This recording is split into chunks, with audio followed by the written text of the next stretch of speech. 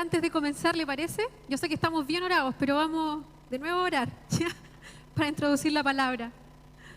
Señor, es tan grande tu misericordia, tu justicia, Señor, que nos permites poder invocarte en todo tiempo y tener la certeza de que tú nos respondes. Señor, tu voz en este tiempo ha sido audible para tus hijos, para aquellos, Señor, que velan por tu presencia y que tienen un deseo de poder conectarse con tu palabra de verdad. Nosotros oramos, Señor, para que tu palabra pueda afirmar el caminar de tu iglesia dentro de la casa, para que tu palabra pueda conducir la forma en que caminamos dentro de la casa, para que la palabra de verdad traiga en nosotros un nuevo pensamiento, un nuevo sentir, Señor, que se ajuste, Señor, a tu verdad.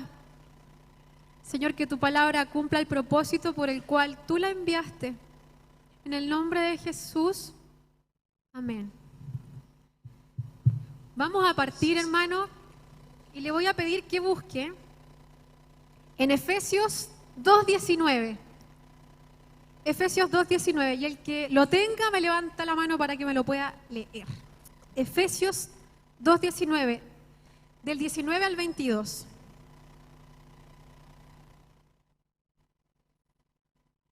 Matías, ¿lo tienes?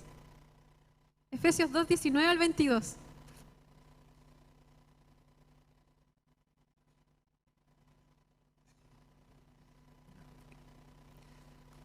Amén. Así que ya no sois extranjeros ni forasteros, sino que sois ciudadanos con los santos y miembros de la familia de Dios, edificados sobre el fundamento de los apóstoles y profetas, siendo la piedra angular el mismo Cristo Jesús. En él cada edificio está siendo estructurado y crece hasta ser un santuario santo en el Señor. En él también vosotros sois justamente edificados para morada de Dios en espíritu. Esta palabra dice que ya no somos extranjeros ni advenedizos, sino que pasamos a ser parte ¿de qué cosa? De la familia de Dios, ¿cierto? Conciudadanos de los santos. ¿Usted se ha dado cuenta que esta palabra lo que está describiendo es el proceso de llegar a ser morada? ¿Cierto? Amén. Parte de la familia. El hecho de que seamos parte de una familia ya nos está hablando de un lugar de seguridad, ¿cierto? De un lugar de estabilidad, parte de la familia de Dios. Amén. Sí, Señor. Y pensamos de que el Señor realmente en este tiempo nos ha llevado a habitar en familia, pero también a conocer lo que significa edificar y habitar una morada. Y pensaba que una forma bien práctica de entender esto es un ejemplo cercano que le puedo comentar que yo tengo es el casarse. Nosotros con el Gerardo nos casamos vamos a cumplir un año este año, así que, pero es lindo el proceso de hacer morada porque inicialmente uno piensa que conoce a la persona. Pero ojo, pero cuando tú lo conoces te sorprendes aún más. Hermano, por favor, respeto, por favor. ¿Qué creían que iba a decir de mi santo esposo? Y le voy a hacer a ver, ¿quién lleva más de 20 años casados acá? ¿Usted? Le hago una pregunta. ¿Usted conoce de la misma manera a su esposo ahora que lo conocía, por ejemplo, cuando recién empezaron una relación? No. Uno va cambiando con el tiempo, va presentando ciertos cambios, ciertas cosas. Según vaya haciendo cosas también, se van produciendo cierta problemática, cierta incertidumbre. Pero con los años se va uno afiatando. El amor va madurando, ¿cierto? Según la edad, o sea, claramente el proceso en el que estamos nosotros con el Lalito es muy distinto a los que están casados 50 años. A ver, ¿quién está casado 50 años acá? ¿Nadie? Uf. ¿Usted? ¿Por allá también? Hermano Tati, qué gusto. El hermano Tati lleva 50 años casado. Entonces, el hacer morada implica que uno va creando un lenguaje de intimidad. Porque, por ejemplo, usted me puede ver esta cara, pero esta cara tiene distintos significados. Y él sabe cuando estoy enojada, que pocas veces, igual me enojo, pero poco, cuando uno está triste, y así uno va conociendo. Entonces, en lugar de la morada, el Señor establece el mismo lenguaje de intimidad. Él conoce y escudriña lo que está en lo profundo del corazón. Y quiero que se quede con esta palabra porque habla de cómo esta morada va creciendo. ¿En qué cosas somos edificados? ¿En qué fundamento? De apóstoles y profetas. ¿Qué otra cosa más habla este fundamento?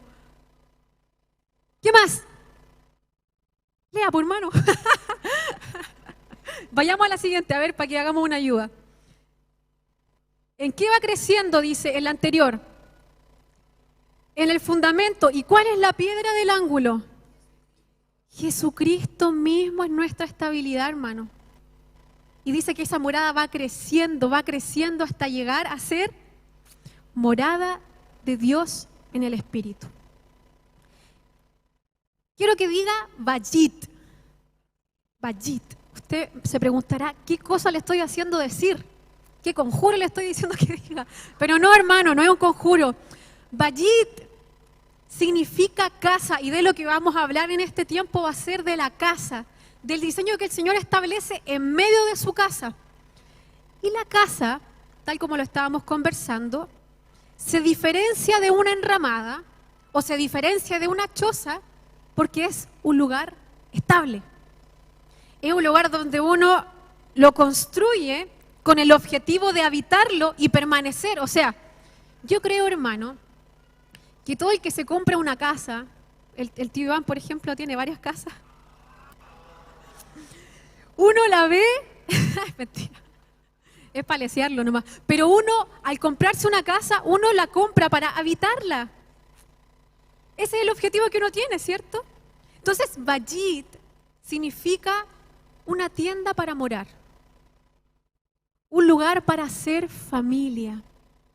Bayit. ¿Se va entendiendo hasta ahora? Sigamos, entonces, tal como decía, es un lugar de habitación permanente. ¿Y sabe qué es lo hermoso del Bayit de Dios? Es que uno aprende a conocer el sustento y el abrigo que el Señor provee para la casa. Y esa herramienta para el que está construyendo un Bayit es fundamental, porque uno entiende que no se sustenta en sí mismo, sino en el Señor. ¿Ya? Vaya conmigo a Segunda de Crónicas 6. Segunda de Crónicas 6. Segunda de Crónicas 6.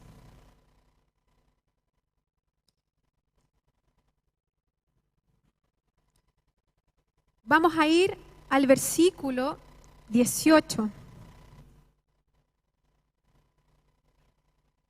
Vamos a ir al versículo 18. Se lo voy a leer yo y usted me va siguiendo. Dice: ¿mas es verdad que Dios habitará con el hombre en la tierra?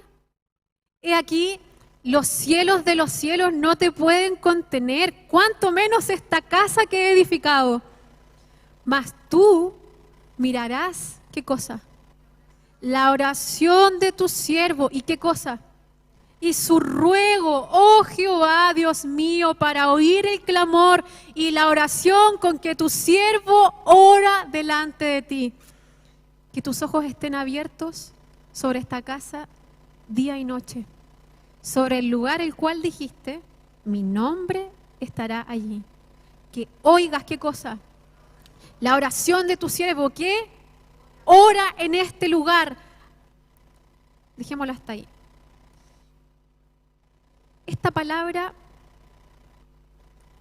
a mí me sorprende, esto lo habían conversado, lo habían hablado en una de las predicaciones, y es, yo creo que hasta usted se pregunta, ¿verdaderamente el Señor habitará en medio de nosotros?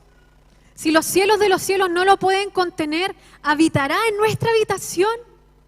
Y yo le pregunto, ¿por qué el Señor habrá querido edificar casa en medio de nosotros? ¿Cuál habría sido su objetivo? ¿O por qué a Salomón, a David, se le ocurrió esta idea de edificar casa?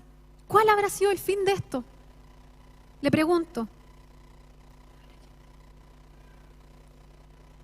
¿Qué piensa usted, Jimena? Porque yo creo que es un diseño propio del Señor, o sea, si consideramos a partir de que Él mismo es triuno, es un diseño de Él habitar en familia, que lo primero que creó fue un matrimonio en el huerto, es un diseño del Señor, habitar en familia. Jera, ¿por qué crees tú que el Señor decidió habitar en medio de nosotros? ¿Cuál habrá sido su deseo?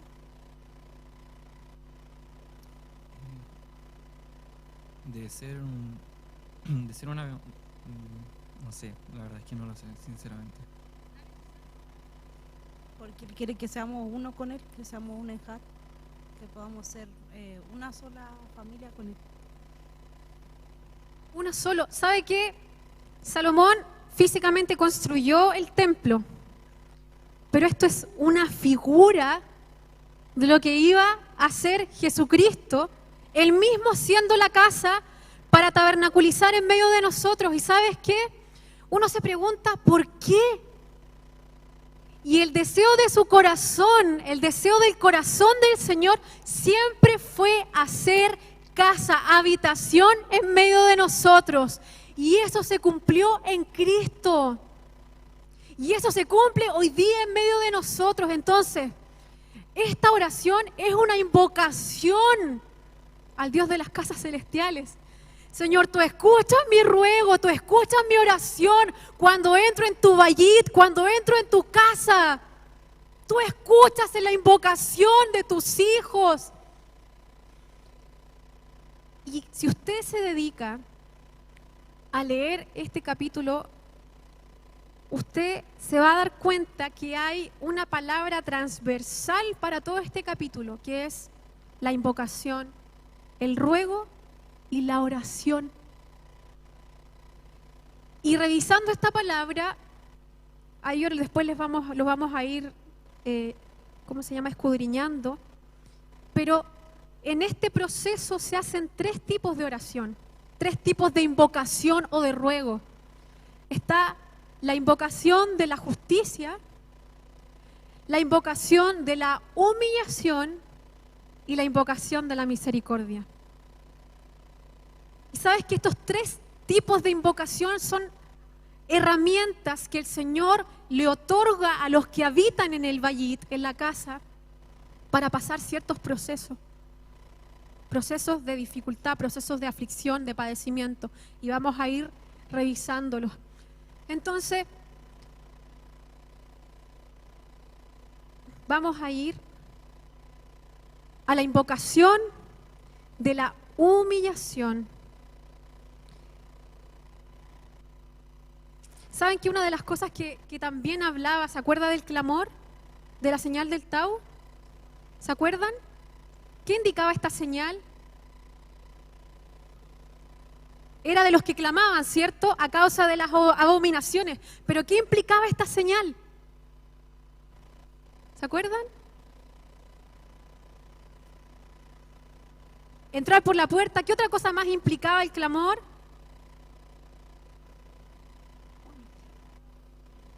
Inclinado. ¿Qué otra cosa más? Entrar inclinado. Eran los que tenían el sello de la sangre. Y el ángel de la muerte no los podía tocar. Clamor y ruego, clamor e invocación. Vayamos entonces a 2 de Crónicas 6:24. 2 de Crónicas 6:24. ¿Alguien lo puede leer? ¿Usted?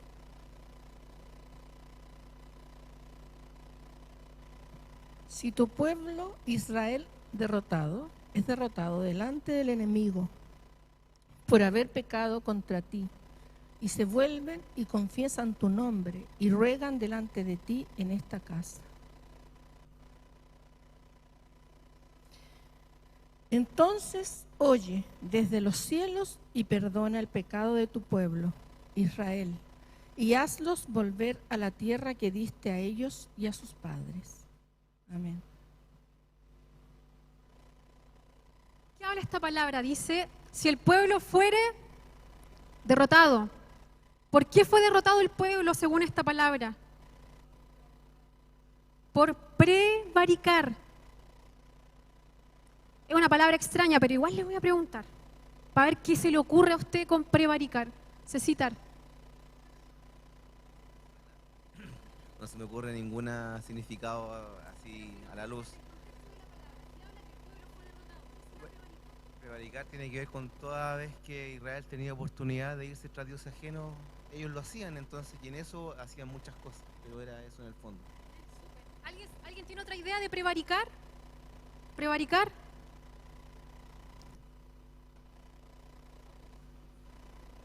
Irse contra Dios. ¿Qué más dice usted?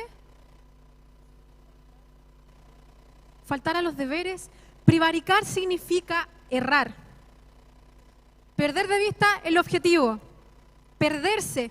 Pero también tiene otra acepción que es volver atrás.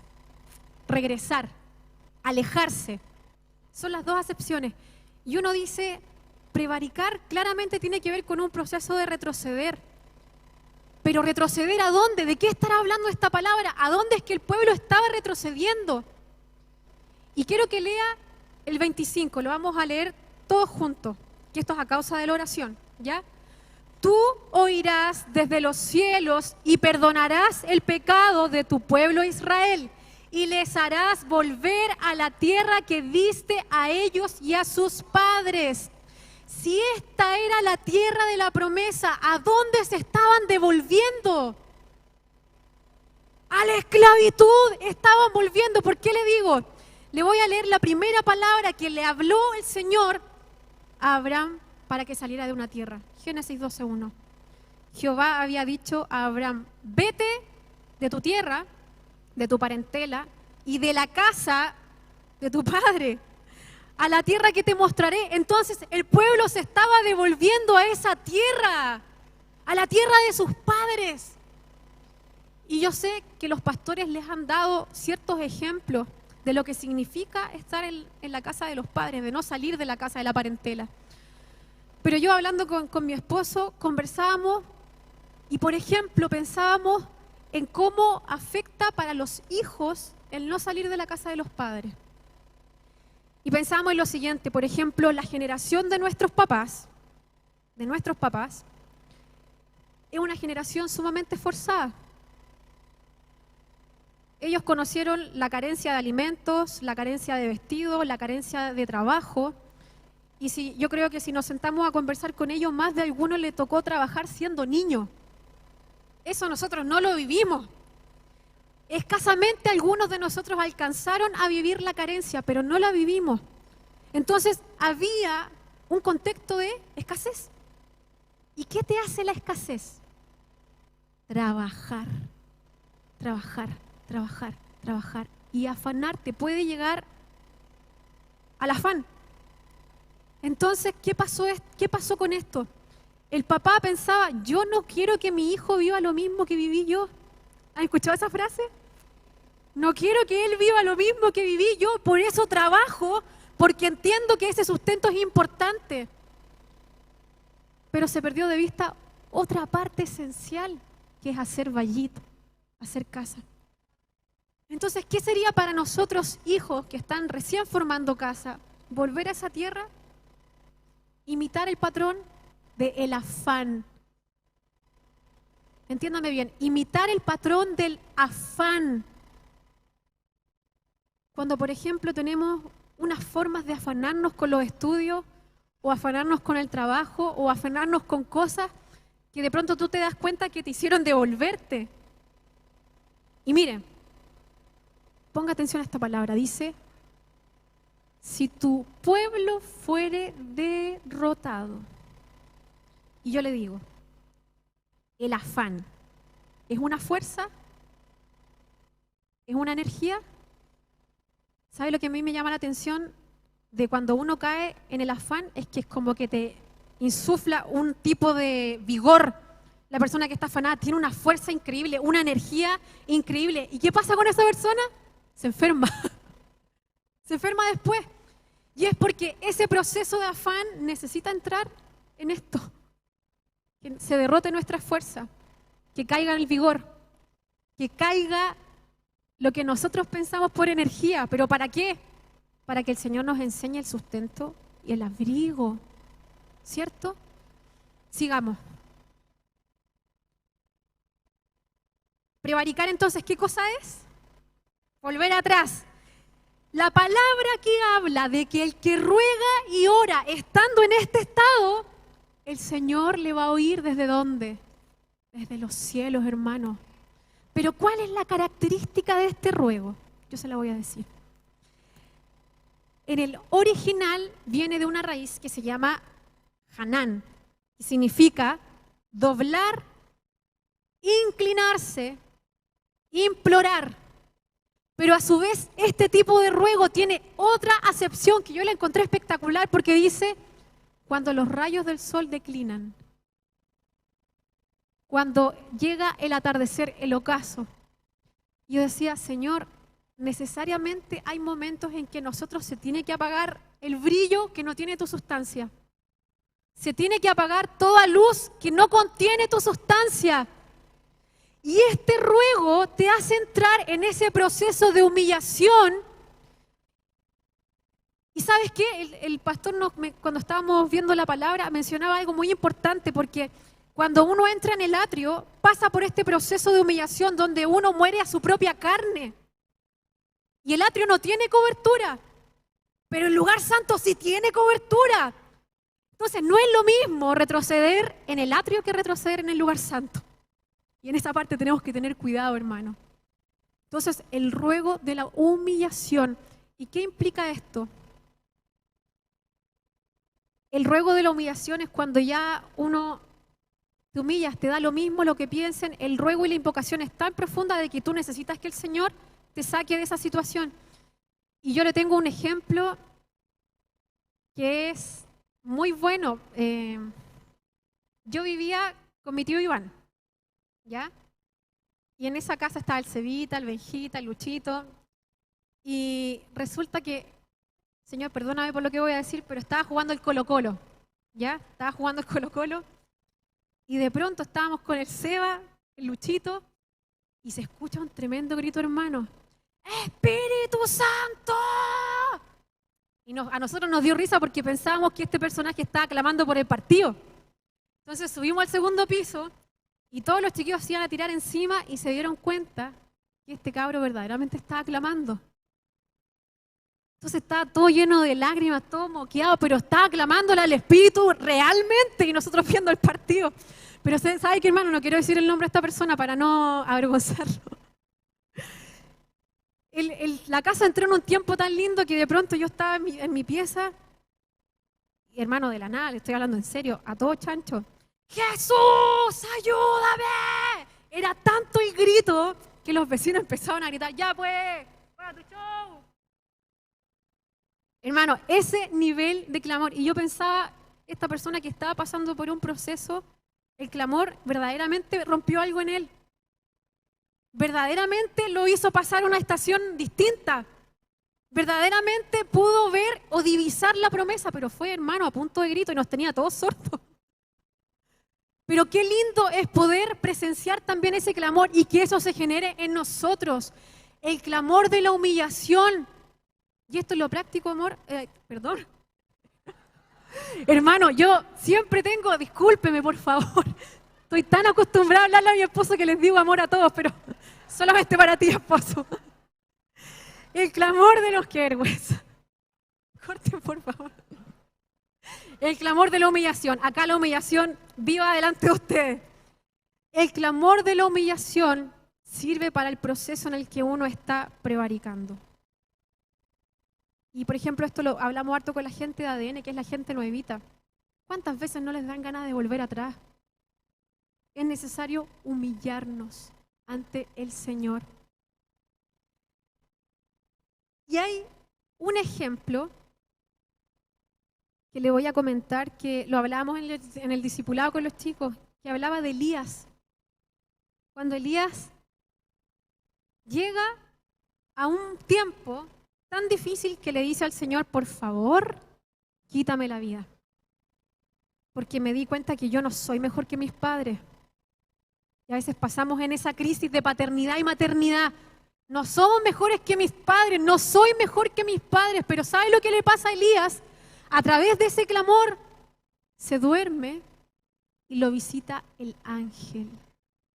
Y le da el sustento para ese tiempo donde él estaba prevaricando. y lo sustenta con pan. El Señor le va a dar a usted, me va a dar a mí el sustento para no prevaricar y entrar en la casa. El Señor le va a dar el sustento para no prevaricar y entrar en la casa. El ruego, la invocación de la humillación, Señor, necesito tu sustento en este tiempo en el que estoy prevaricando. El Señor da ese pan sustancioso que nos nutre, que nos afirma, que nos fortalece, la palabra sustanciosa que está en la casa. Amén. El siguiente ejemplo, la siguiente parte es la invocación de la justicia. Y esta invocación de la justicia se da en dos tiempos. Se da en el tiempo en que los cielos se cierran y no hay lluvia, que lo voy a explicar después, y se da en el tiempo de guerra contra los enemigos. Tu pueblo saliere a la guerra contra sus enemigos, eso está en el versículo 34. Pero ojo acá, por el camino que tú le enviares, mandato, y oraren hacia ti en esta ciudad que tú elegiste, hacia la casa que he edificado a tu nombre, la palabra dice, tú oirás desde los cielos su oración y su ruego y ampararás su causa. Cuando se levantan juicios o causas injustas en contra de nosotros, el Señor establece el ruego por la manifestación de la justicia de Dios. Y dice acá la palabra, viene de palal, juzgar, interceder, ejecutar juicio. Pero esa invocación, no nosotros ejecutamos el juicio, sino que al entrar en el vallid de Dios, a la casa, en la reunión, el Señor juzga. Por eso dice la palabra cuando Asaf habla en su salmo, Jehová está en la reunión de los dioses y en medio de ellos juzga las cosas, juzga. Las causas injustas encuentran justicia en el ruego por esa manifestación de la justicia. Y Él dice que Él va a oír desde los cielos, desde el lugar de su morada y va a amparar nuestra causa. ¿Sabe que esta es una herramienta tan importante porque nos evita ser injustos? Entender que el Señor es soberano en todo proceso de justicia. Él ampara tu causa. Ampara tu causa. La invocación de la justicia. Hay otro momento donde se utiliza esta invocación de la justicia y es cuando los cielos se cierran y deja de llover. Yo le pregunto, ¿qué pasa cuando deja de llover? Una pregunta sencilla. ¿Qué pasa? Valita, ¿qué pasa cuando deja de llover por un tiempo? Seca todo. Seca todo. Le pregunto, ¿se seca un par de días? ¿Se seca por un tiempo prolongado, Jonasito? Tiempo prolongado. ¿Se da cuenta que la sequía afecta una generación? No es que cuando deja de llover afecta un par de días o una semana, afecta a nivel generacional. Y esta forma el Señor la establece cuando el pueblo se va a adorar a otros dioses a causa de la idolatría. Y esta parte, hermanos, afecta mucho cuando uno va a hacer morada. Porque a veces hay imágenes dentro de nosotros que no nos permiten llegar al acuerdo dentro de casa. Porque uno tiene formas o imágenes de crianza que son distintas y que entran en desacuerdo. O formas de comportamiento, no es que se ordena de esta manera, no es que a mí nadie me enseñó esto. Y uno empieza a pugnar cuando va a formar casa. No es que a mí no me lo enseñaron así. Yo me acuerdo una vez, se va a reír con esto. Con mi esposo tuvimos un pequeño conflicto por las pantrucas. Porque, según yo, se hacían así y él no, era amasado. ¿Ya? Pero son leceras, hermanos, pero lo digo para que entienda que esos desacuerdos traen división en la casa. En esos tiempos, cuando uno todavía tiene el ídolo metido, el Señor, la invocación de la justicia hace que Él permita que en el proceso podamos cortar con esos Baales para entrar en el proceso de casa. Palal. Este es el tipo de oración que significa juzgar, ejecutar juicio. Y quiero que sigamos. Dice el resultado, el anterior. ¿Puedes volver un poco antes? Un poco antes, anterior. Dice, este es el resultado de la oración de la justicia. Tú le oirás y perdonarás el pecado y les enseñarás el buen camino para que anden en él. Enseñar viene de una raíz que significa yará. Y el significado es hermoso porque habla de que vuelve a fluir el agua. Yo no sé si a usted le ha pasado que cuando llega a la casa uno aprende cosas que no sabía. Por ejemplo, a mí me pasó que mi mamá me enseñó una parte, mi mamá me enseñó a cocinar, ¿cierto? A tejer. Pero, por ejemplo, hay otras cosas que me enseñó mi tía Ruth, que el orden, la limpieza, ella es súper ordenada. Mi papá me enseñó el diezmo, la ofrenda, y mi tío Iván la administración. Y después de la iglesia uno entra en la casa y los pastores te enseñan, por ejemplo, a nosotros, cómo conducirse dentro de la casa, el servicio, cómo tratar a la gente, cómo conducirte cuando te casas, cuáles son los procesos de ordenamiento. Y uno dice, Señor, llegué a esta etapa completa. Porque la casa te dio el suministro para llegar completo y sin ese teje-maneje del desacuerdo. Y entras en la comunión de la casa porque el Señor pone manifestación de paternidad y maternidad, que aunque uno puede ser viejo, joven, adolescente, niño, el Señor se encarga de completar esa etapa que estaba en vacío. El ruego de la justicia es que vuelva a fluir esa agua, esa palabra que te va a afirmar en el tiempo de escasez. ¿Y sabes qué es lo hermoso? Que claro, uno puede tener una mentalidad que habla de trabajar, pero ¿sabes lo que nos enseña el Señor en los tiempos de escasez? Es dar, es ofrendar, es diezmar, es cubrir a tu hermano. ¿Te das cuenta que las herramientas en la casa son diferentes? Y en eso el Señor te bendice. El dar. Herramientas que el Señor nos da. Quiero que vayamos avanzando y dice, otra acepción del yará, que es enseñar el camino, ya teníamos el fluir del agua, pero con esta le va a gustar mucho, dice, yará también significa lanzar una flecha. Lanzar una flecha. Vaya conmigo a Salmos 137.3. Salmos 137.3.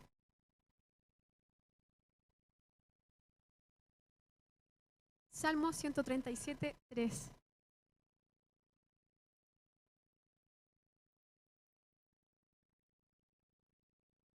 Y los que nos habían llevado cautivos nos pedían que cantásemos.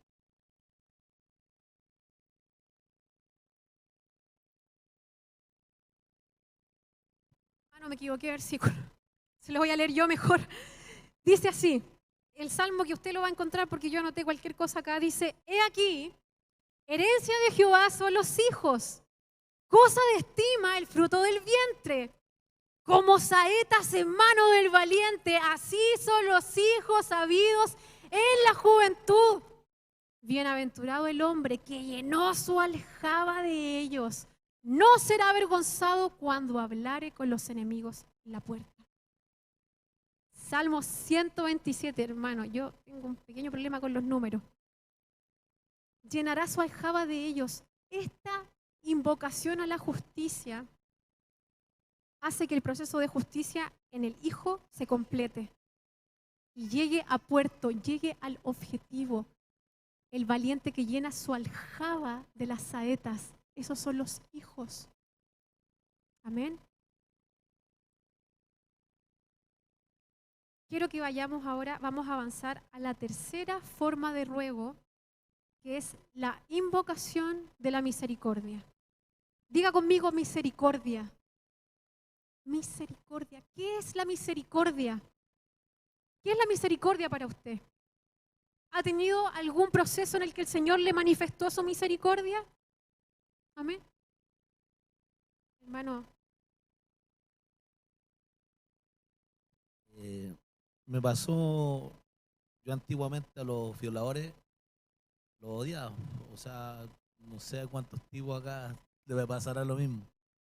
Y el Señor puso misericordia en mi corazón una vez por unos tipos que violaron a una señora.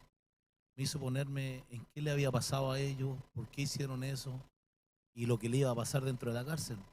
Y ahí el Señor, desde ese momento, puso misericordia en mi corazón y ya no pienso lo mismo de ellos. Ya busco como la respuesta a qué les pasa a ellos, por qué lo hacen y cómo sanar eso. Eso.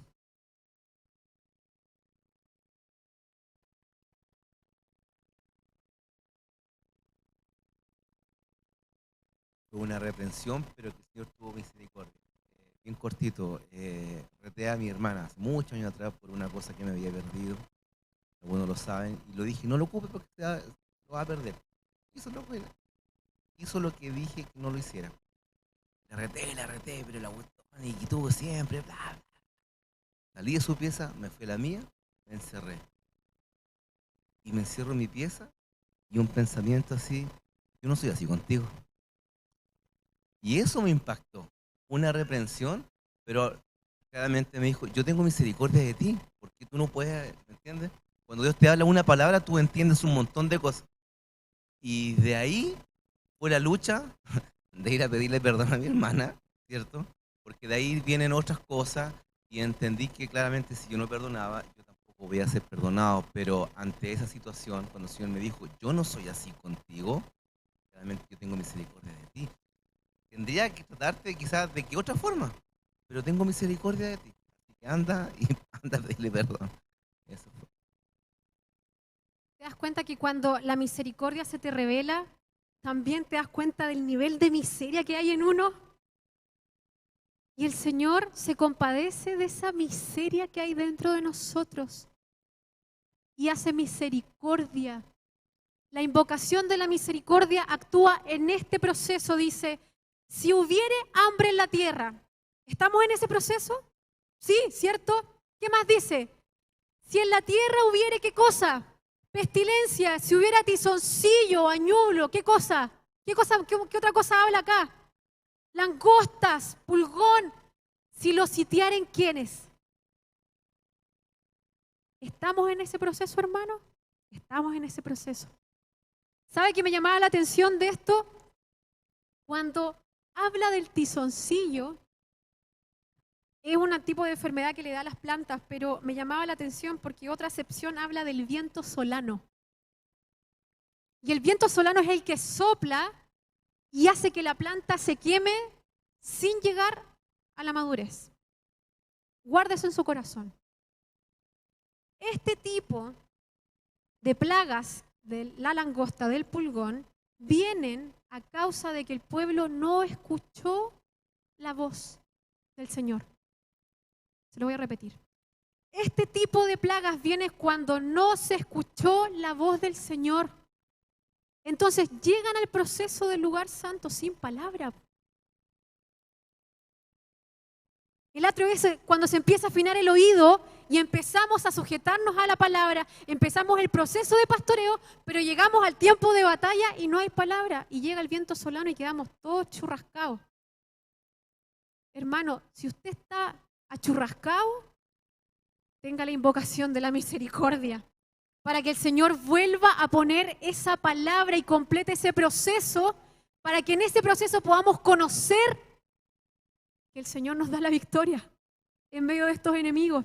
Y otra cosa que hablábamos también tiene que ver con la pestilencia. Y la pestilencia es el dabar torcido. Y le pregunto, ¿en qué manera el Señor nos cubre de esto?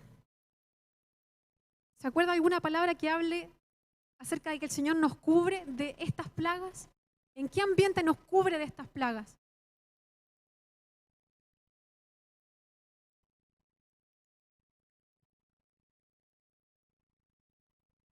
Bajo el abrigo del el Elión y la sombra del Shaddai, que son la paternidad y la maternidad.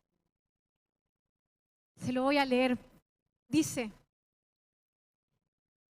Póngame atención, hermano, con esto.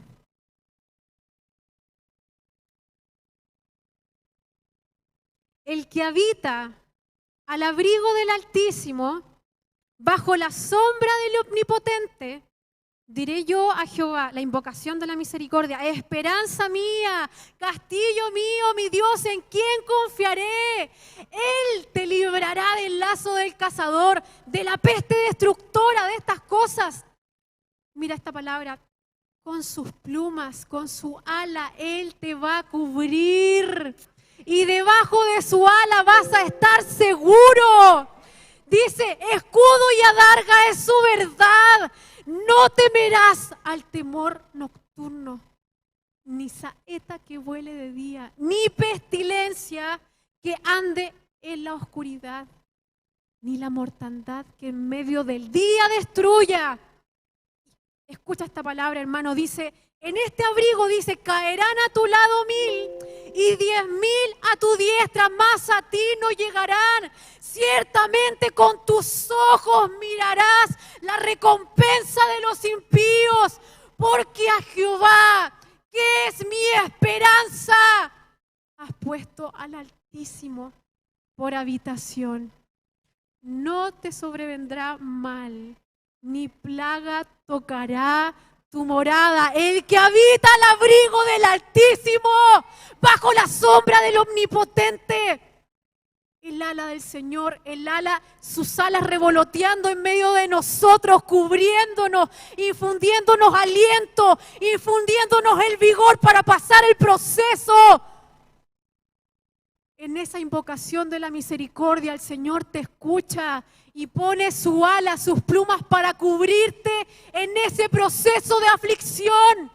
El que habita, el que hace morada permanente en el abrigo del Altísimo, la plaga no lo va a tocar.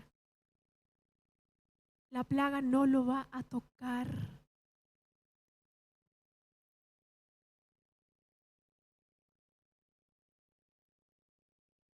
La palabra es tan hermosa porque dice, se lo voy a leer. Dice, cualquier plaga o enfermedad que sea, toda oración, toda invocación de misericordia, todo ruego que hiciere el hombre, todo tu pueblo, que conociere su llaga, su dolor en su corazón, el que es consciente de la herida que hay dentro de su casa, la herida que está dentro del corazón, dice, extiende tus manos hacia la casa, extiende tu obra hacia el vallid de Dios. Y Él va a traer completación en esa obra, en la obra del Shaddai y en la obra del Elión. Extiende tu obra al vallid de Dios. Todo ruego que hiciere, Él oirá desde los cielos, desde el lugar de su morada, para que teman y anden en sus caminos todos los días que vivieren sobre la faz de la tierra, en la tierra de nuestros padres, todos los días habitar bajo el abrigo del Altísimo.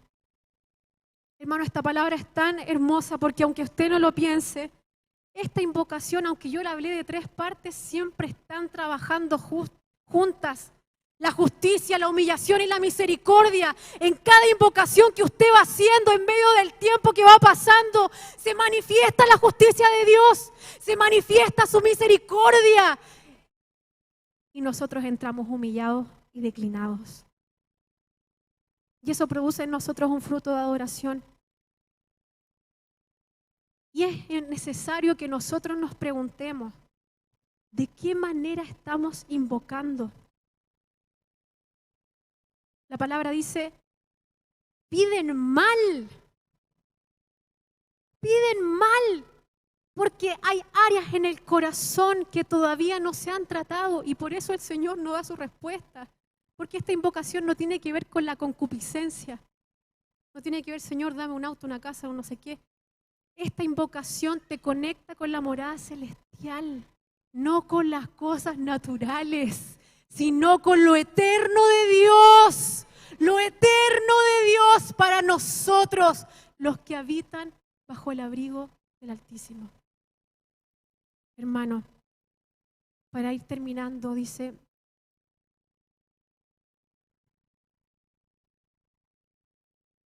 este proceso de invocación que hace Salomón para dedicar el tiempo, para dedicar el templo, termina de la siguiente manera, dice, y yo creo que esta es la oración de nosotros, hermanos.